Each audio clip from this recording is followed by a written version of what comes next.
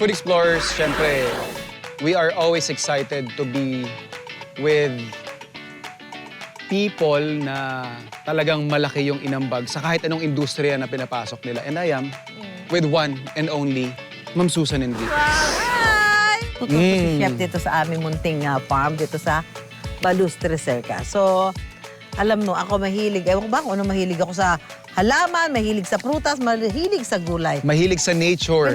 Sa nature cup, ito golden shower. Oh, okay. Golden So, shower. kwan pa lang siya. Nag-establish pa lang siya, nag-acclimate pa lang ba siya, ma'am? Kalilipat lang ba nito?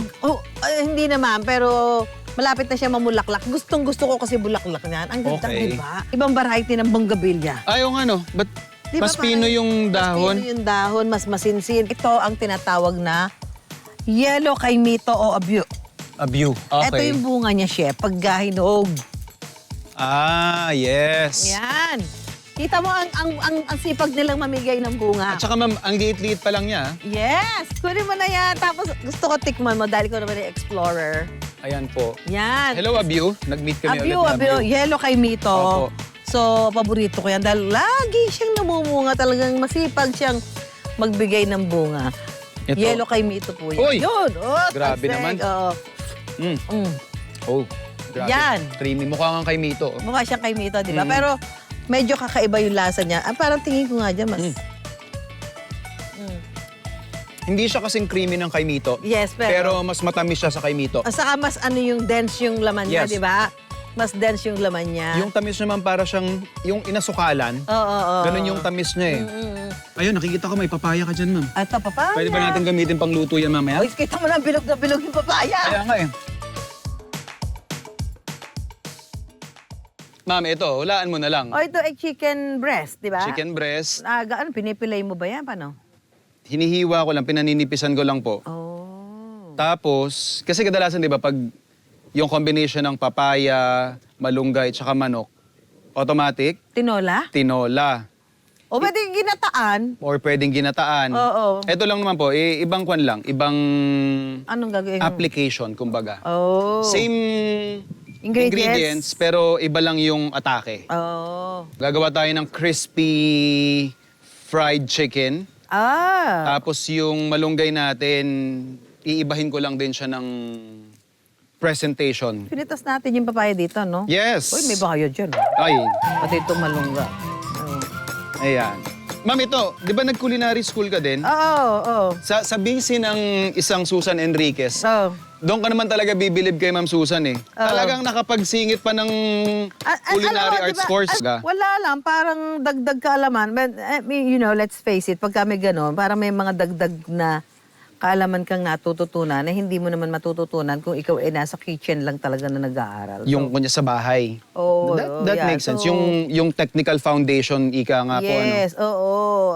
Ang dami nagiging dagdag na kaalaman pagka talagang inaral mo ng formal yung isang bagay. Ganon. So, yun lang. Yun lang naman, parang meron akong gustong specialty, so gusto kong matutunan kung paano talaga yung tama noon. Okay. Ang paborito kong lutuin kasi pasta. Yan. Okay. So, inaral ko paano gagawa ng yung yung pinaka noodles. Yeah, Fresh. yung, Pasta fresca, kumbaga. Yes, oo. Yung ganun ba? Yung mga nanonood sa atin, mga food explorers natin na nagrereklamo na busy sila sa buhay. Ito po, ang case study ninyo na you'll never be busy enough pag gusto mo yung ginagawa mo. Galaw-galaw, Yeah? pero hindi pumanaw. Di ba? Actually, bukod sa Balustre, Plano restaurant naman ang susunod. Actually, hindi naman restaurant. Parang coffee shop lang na maliit. Okay. Parang ang order, parang limitado lang siya. Hindi ko, I Hindi cannot yung offer. full Yes, meron restaurant lang. menu. Ito lang talaga yung mga choices nyo, parang ganyan. Apo. So, tapos gusto ko talagang special siya.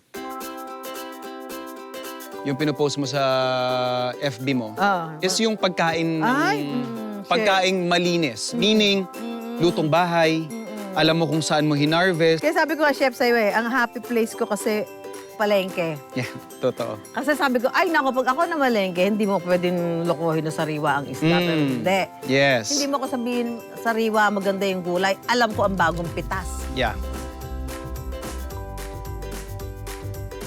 dahil essential life skill ang, well, pamamalengke, I think mas dapat i-integrate yan doon sa lifestyle natin. Lalong-lalo na ngayon, although kahit modern na. At the end of the day, it's sa afternoon. Yeah. Ayan ang mga words of wisdom. Ito, ma'am. So ano, chef? Ano yan? Ito na yung ano mo, yung chicken. Chicken. Ma'am, inasinan ko lang to. Nilagyan ko lang garlic tsaka onion powder.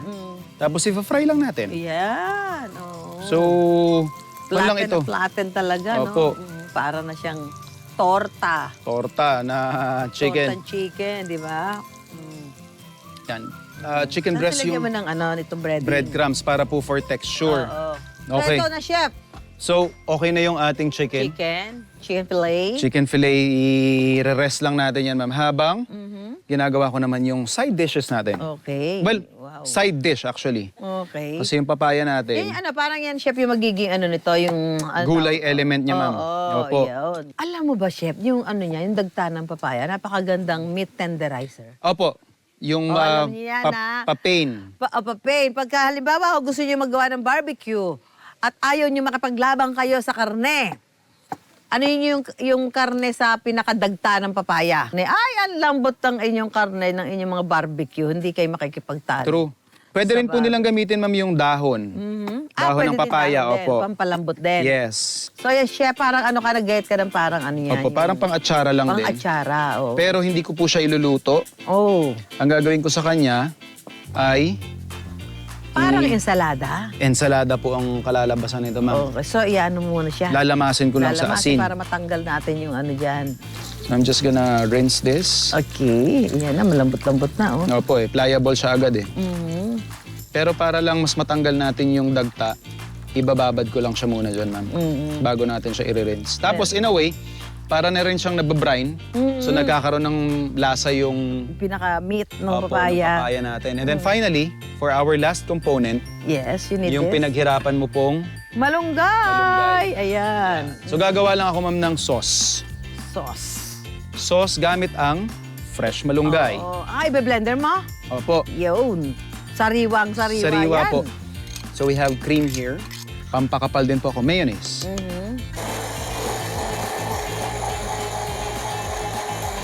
Ayan, ganda. Para siyang ice cream. Parang ice cream. Oo.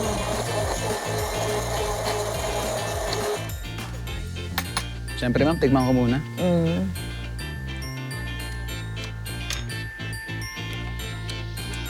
Meron siyang parang pait. Oh, Pero kasi itong malunggay, may kaunting pa ito eh. I don't mind. Okay. Lagyan ko lang po ng Basta iisipin mo na pagka mapait, ay masustansya. healthy. Oo, Yes. healthy siya.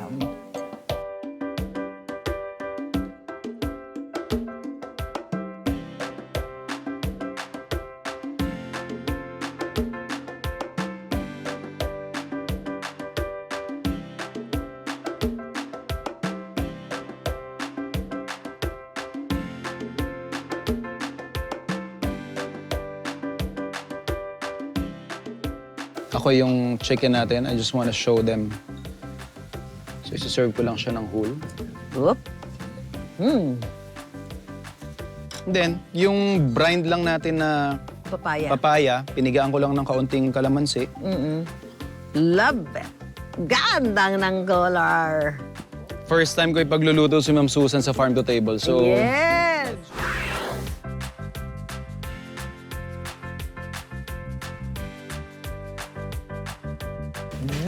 Ang sarap. Refreshing yung papaya. Naku, meron akong bagong flavor na sauce. Meron akong favorite ngayon na sauce. Yan, gusto ko yung malunggay. Ang sarap niya, yung ano, sariwang-sariwa. babawasan ko lang yung malunggay. Para hindi siya ganun ka... Ka-strong. Oo. Pero ako, okay sa akin matapang. Okay. Kasi bilang ang malunggay ay Superfood, yes. Ayan, so okay sa akin na marami siya.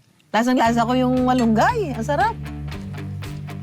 Tsaka may certain freshness siyang binibigay. Ganda to, mga nagda-diet. Tsaka may Bakit ka mag-IF pa? Pwede ka namang mag-chicken moringa. Galing na yan. Baka pwede to ipasok, ma'am, dun sa cafe mo, ah. Oo nga. Ay, yung avocado namin, maraming bulaklak. Chef, Paano kita mabibigyan, Ay, chef? di bali, ma'am. Cavite lang din naman Ay, ako. na bulaklak, oh. Dami na. Ay, salamat putas. Marami kang binibigay na. Nako, na bunga. busog na naman ang mga taga-unang hirit. Oo. Alam mo, kasi sumasabi, ayaw, ibenta. So, ibebenta, ay konti lang din naman niya. Mas masayang may mapakain ka sa mga kaibigan mo, di ba? Hindi, tsaka kwan yun, ma'am eh. Love language yun eh. Ganun mo pinapakita yung pag-appreciate mo sa mga tao na kapaligid sa'yo. Gusto kong masaya sila. So, ay, ito puno ng paminta. Ayan, oo. Oh, yung mga hindi pa nakakakita ng puno ng paminta, Ayan. ito po. Ang bunga ng paminta. Yan. So, pag nagluto kami na kailangan ng pamintang buo, iba ang anghang ng pamintang sariwa. True. Maniwala ho kayo. Meron ako ditong peanut butter tree. Peanut butter tree? Yes, sabi niya, bakit siya peanut butter? Kasi yung bunga niya, lasang peanut butter. Eto, this is the peanut butter tree. Patasan ng bunga Ano mo. itsura ng bunga nito, ma'am? Bakit kung kailan kita kailangan na wala ka ng bunga? Peanut butter tree? Dapat nakatikmo mo yung bunga niyan. Hindi, pero lasang peanut butter. Oh, ma'am, Nga. ito, Ano amoy mo? lasang mani na hilaw. Alan? Yung mani? Yung amoy? Apo, try, igusumutin niyo, ma'am. Ba? Ay, oo, amoy maninga. Ito na lang, chef. Kuha ka na lang ng balimbing. Ayan. Grabe Oh. naman. Tara! Balimbing! Pwede pa ito, ma'am. Oh, pwede yan, chef. Oh, Tamis! tamis. Oh. Tamis ng bilimbing. Allah, Oh Allah. my God. Ang lalaki, oh. Kain kayo. Kain kayong balimbing. Ang balimbing hindi lang ho sa politika. Meron ho dito. Yan, oh, yan, oh. Ano naman ito? Alin? Ah, Betel? yung ano yan, di. Parang siniguelas, pero tikman mo, nakakain niya, maasim yan. Chef, tikman mo. Yaman din lang mahilig ka tumikin. Tikman mo, maasim yan. Para po siyang yung Indian mango. Yun! Oh, Ito pa lang yung pinagtataniman mo, ma'am. Oh. Marami ka na makukuha. Sige. Mahilig kasi ako sa mga citrus na prutas. Kaya ang dami ko ditong citrus. Yan, parang hindi ko. So may kalamansi. Ito ay Katmon. katmon, di ba? May bunga na rin yung katmon mo, ma'am. Yes! Ito ay Japanese orange. Kaya lang, may takip. Malalaki na yan eh. Pwede na siguro itong pitasin. Tignan natin. Chef, tulungan mo ko. Tapos para matikman natin, kasi matamis yan, alam ko eh. Buksan mo, chef, dali.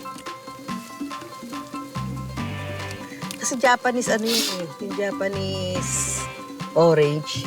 Alam ko pa, hinog na yan kasi malambot na eh. Ah, maganda na nga yung kulay. Ano po pagkakaiba ng Japanese orange sa kwan? Sa yung lasa, yung tamis, ewan ko lang matamis na. Matamis na? Yeah. That's okay. Juicy. Saan? Puno.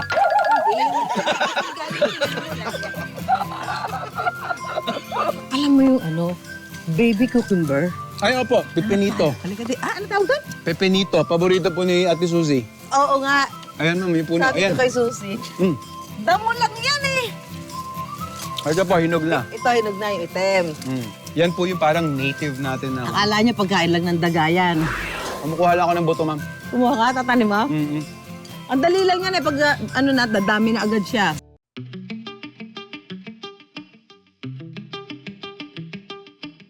Paano kayo, ma'am, nagkakilala? I mean, gano'n na kayo katagal magkasama? Si Laura ay 15 years na sa akin. Sa kanya ka na rin lumaki. Kasi nung dumating siya, ano, sabi niya gusto niya makapag-aral. Eh. Gusto niya makapagtapos. Alam mo yung mga pangarap Yeah. niya. Parang kung ano ba may tutulong mamatupad yung pangarap niya, di ba? Nagumpisa si Ate Laura bilang kasambahay ni Ma'am Susan. Pero sa pinakita niyang loyalty at kasipagan, siya na ang tumatayong assistant manager ng Balustri Cerca. At ang madalas nilang bonding, pagluluto at food trip. Natuto akong magluto, elementary pa lang ako, siguro mga grade 3. Marunong ako magsaing ng bigas kasi yung, siyempre dati, mahirap yung buhay. Noon, lagi kaming naiiwan sa bahay. Tapos, kaming mga magkakapatid, tinuturuan kami kung paano magsaing para umalis man sila, marunong kami, hindi kami magugutom. Sa family niya, ikaw yung nakapagtapos lang, di ba? Meron. Una. Uy, sa ano yan? PUP yan, oh. Yung isa. PUP yan, ah. Hello po, mga food explorers. Ako po, si Laura. Ngayon po, ako'y magluluto ng ginataang talbos ng balinghoy. Ito po siya yung talbos. Ang kukuhanin lang po natin is yung pinakatalbos po niya. Tapos, gagayatin po natin siya ng ganito po. Sa Tagalog is balinghoy, pero sa English po is kasaba po. Kailangan din po natin ng pangalawang gata, kakang gata. Ito po yung unang gata. Kailangan po natin ng panlahok na alamang, asin para sa to taste, bawang, sibuyas, tsaka sili.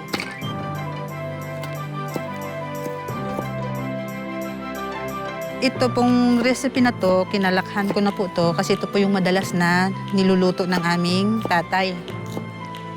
Yung tatay ko po, mahilig sa maanghang. So lahat ng ulam po na iniluluto niya, hindi po mawawala yung sili. Kaya kami, nasanay na rin kumain ng maanghang. Yan, iwain po natin yung sili. Ilalagay na po natin dito sa kawali po. Tapos, sibuyas, bawang, tapos itong alamang, tsaka ito pong pangalawang gata. Hintayin po natin siyang kumulo, tapos saka natin siya haluin. Pero yung iba, ang kadalasan, ang iba pag nagluluto, ginigisa nila yung bawang, sibuyas, tapos yung, kung ano man yung lahok nila. Pwedeng baboy, pwedeng tinapa. More than 10 minutes, ayan, kumulo na siya. Ayan. Pwede na po natin siyang haluin. Ngayon, hintayin po lang po natin na medyo matuyo po siya. Saka po natin ilalagay yung unang gata. Hindi na po natin siya tatakpan para madali po siyang matuyo. Ngayon, ilalagay na po natin tong unang gata. Tapos, isabay na po natin tong sili. Ngayon po, kasi nailagay na natin yung unang gata, ngayon hihintayin na lang po natin siyang kumulo at maluto yung gata. Tapos, isi-serve ko na po siya kay Ma'am Susan at Chef JR.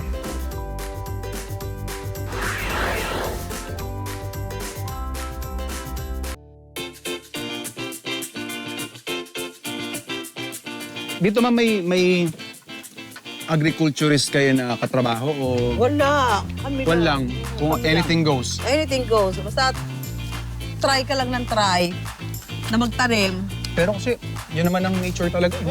Ay, sa bagay, sa gubas nga. Wala naman nagbabantay na agriculturist doon, di True. ba? Hindi lang farm tour ang pwedeng gawin dito sa Balustri Cerca. Staycation spot din ito para sa buong pamilya. We can accommodate sleeping capacity 50 packs. Ang madami. Ito kasi ito, pero dito good for 20. At parang malaki siya for 20 packs. Ha? Baba yung pinaka-kainan, sa taas yung tulugan. Kompleto na yan. Dadalhin nyo na lang dyan yung lulutuin yung pagkain. Tapos dito ma'am, sa Balustre, may nakikita ako, may pool. May pool, may basketball. Ayan, oo. Well, actually, yun lang naman ang meron dito that you can walk around, ganyan. Okay. Ikot ka lang ng ikot, may exercise ka na. Alright, may video ka ba dito? May videoke. Ayun. Kaya lang kailangan marunong kayo kumanta. Oh, siyempre. Noise pollution yun. Pag pangit mo. At saktong-saktong gusto nila mag-concert or may mga special events sila, meron kayong... Meron kami dito pavilion na pwede nyo gamitin. Yes. For any occasion, wedding, reunion, birthday, debut, whatever. Yes. This one can accommodate mga 100 Kaya person. Meron kami na social media page. Pwede doon magpaano ng mga inquiries na lang. Tapos kung meron kayong gusto makakausap, may makakausap naman kayo doon. So this is our small, humble place. Oh, ito ma'am. Siyempre, yung weather, yung visual, napaka-picturesque ng kahit anong angulo, pwede kang mag-post dito eh. Pero I think ang pinaka nagustuhan ko dito, hanggang sa logo mo, Loyal Kapuso. Ganyan, kapuso tayo. Loyal Kapuso. Yan, katas ng Ayan. pinaghirapan. Oo naman. Matapos mag-ikot sa farm, si Ma'am Susan naman ang bibida sa kusina para ipatikim sa atin ang pinagmamalaki niyang ampalaya dish. Ito naman siguro, chef, ay naluto mo na yung ampalaya.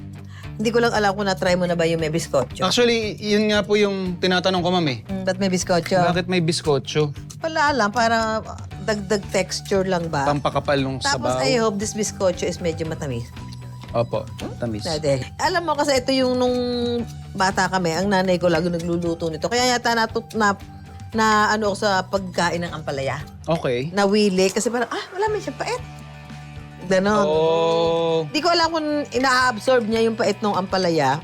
Pero wala po kayo ibang ginagawa dito sa ampalaya, hindi nilalama sa asin? Nanay sa ko tubig. parang inaano niya sa asin, binababad sa mainit na tubig. Okay. Tapos lalagyan niya ng asin, tapos gaganuhin niya para dubawas ng ano. Pero ako na ngayon, parang minsan hindi na lang. Ako. Pwede namang wag na. Opo. Yan. Saka parang tingin ko, Chef, ha? May variety ng ampalaya na hindi mapait. Feeling ko rin. Kasi I mean, hindi meron- po pantay-pantay yung pait nila. Yes, kasi parang merong ampalaya na parang malalaki yung hibla, ganyan. Ito yung variety na hindi masyado mapait. Pero pag yung green, Oo. na magkakadikit silang gano'n, yun ang mapait. Lalo na po yung native. Oo, lalo na yung native na pang pinakbet, di ba? So, may kaya piliin nyo na lang din yung ganung variety. Yan. Tapos bawang sibuyas, kamatis na tayo. Okay. Yan. So, nagluluto ka ng ampalaya, I'm sure ang luto mo ay may itlog. Actually, kahit ano po, minsan boiled lang. Lalo na pagkuan lang, pag may maganda akong nakuhang bagoong isda, boiled lang po. Ano to, olive oil? May budget? Taray. So, pwede na nating simulan ang ating paggigisa. Ma'am, sa lahat ng shows na ginagawa mo, hindi ka inoferan ng cooking show? Parang wala pa eh. Lagi na lang ako pinagluluto sa unang hirit. Wala Oo. namang extra bayad eh. Yan. So, hindi ko na masyadong lagay ko na tong hipon. May budget. Daming hipon. Ay, yung pala, chef, yung Kaldo, ma'am? kaldo. Ito na po. Pakukuluan na natin. Gaano karami, ma'am? Sige na. Pwede niya, chef. Kasi hindi naman kailangan parang mas Sabaw. sabaw. Oh. Lutuin lang natin ang hipon. Sabihin mo, ma'am, pag sobra Sige. na. Okay na yata. Okay na po. Okay na yan. Yan, tayo lang natin kumulo ang ating pinaka... Yan palang ulam na to. Sabi nung nanay ko na pag nagluluto, paiinitin ang ulo ko, papait yung ampalaya. Ay, Di ba sabi, may ganun pamahiin, ano? Luluto ako ng ampalaya, umalis ko dito. Pinalaman kaya noon. Sabi, papait yung ampalaya, tapos pag mapait, Sisisihin ka. So pag inihain na niya, parang alam mo, ang lapot ng pinaka-sauce, ganyan. Kasi nga, nilagyan niya ng biskotso. Yeah, so pwede na natin ilagay itong kumukulo-kulo na siya. Sige, lagay na natin itong ating ampalaya. Ha? Alam na to. Magpapatumba ng kanin to. Kailangan ito, may kanin to, may kanin. Yan. Ayan, pagka ganyan, sarap ng luto ng ulam, healthy. Tapos saglit lang naman ng ampalaya. Hindi man kailangan overcook Yes. yan, di ba? Actually, Sarap yan, mabantuan lang ng mainit na tubig yan. Okay na. Yes. Yan. Yan, yung ganyan, okay na yan eh. Kaya lang, siyempre, ang natin, ang tinatawag natin pinaka-kakaiba dito, meron siyang Biskotso. biskotso. Pero inisip ko rin, ma'am, kung gaano ba ako kadalas kumain ng ginisang Ampalaya? ampalaya na may hipon, Okay. Ako kasi, yung pagmadalian, kasi ang hirap, di ba? Pag wala kang hipon sa bahay, di ba? Yeah. Pero ang itlog, kadalasan, yan ang meron sa mga bahay. Yes. So, para mas madali, lalagyan mo na lang ng itlog. Itlog. Yung ampalaya mo kung nagluto ka, para may madali ka. Malinamnam. Na naglalaway na ako, Malinamnam na yung lasa niya. Manamis-namis na siya dahil doon sa hipon. Okay. Yan, manamis-namis na. So dahil na siya, almost cook na rin naman yung ating gulay. At sabi Opo. ko nga, di ba chef, hindi man siya kailangan i-overcook. Yeah. Tapos yung pinaka-ingredient niya na hipon is nakikita natin, luto na rin naman siya. Tumiklop na siya, yung kapalaran niya, nakita na niya. Ayan na. Di pwede na natin lagyan ng lagyan ng biskotso. Yan. So, yan chef, makikita mo, mag-iiba lang yung ng sabaw. Opo. Texture. Medyo lalapot. Di ba? Okay. Medyo lalapot lang siya. Tapos may dagdag din pong kaunting tamis. Yes, may kaunti siyang tamis. Ayan.